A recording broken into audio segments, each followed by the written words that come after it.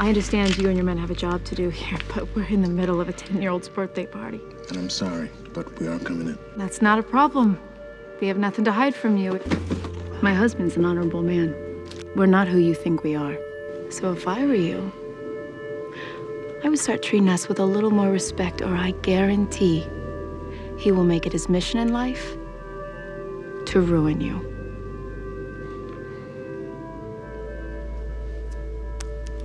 This was very disrespectful.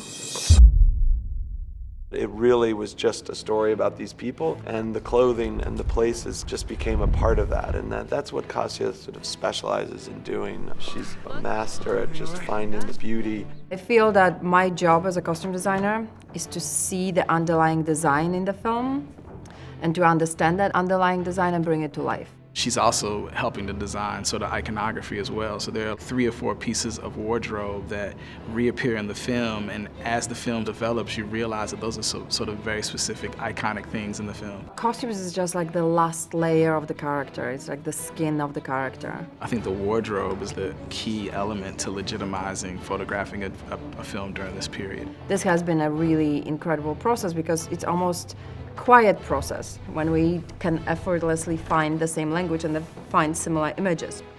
The palette was driven by life, so we knew that we were embracing a lot of colors. I prepared this presentation, and when we met with JC, it was such a short meeting because it turned out that we both had almost identical images. So we knew that we probably speak the same language. With a period film like this, it becomes even more important that the movie not just becomes some camp walk through the hits of the era. It's always challenging to find great period clothing. She traveled to Milan early in prep. Armani opened up their archives for her to find Jessica's look in. It's like with Jessica's fashion, you know, she's a person who is really striving to be a part of this kind of American dream, or what she feels that is. She's recreating what she thinks that sort of success is, and that's a real fun thing to do as a director and as a costume department.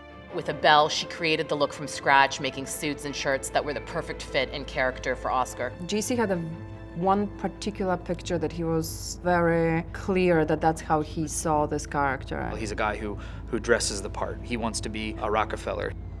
I think that the standard oil costume is as exciting as Anna's white long coat. We loved the thugs because we felt that those guys need to look like the guys that just blend in with the street rather than going for anything bigger. Costumes like that become really exciting in the end, even though it seems like it's the smallest choice. I was so drawn to filmmaking because it's such a collaborative process, and that's the best part of making movies. Really, it takes so many of us to produce each frame of the film.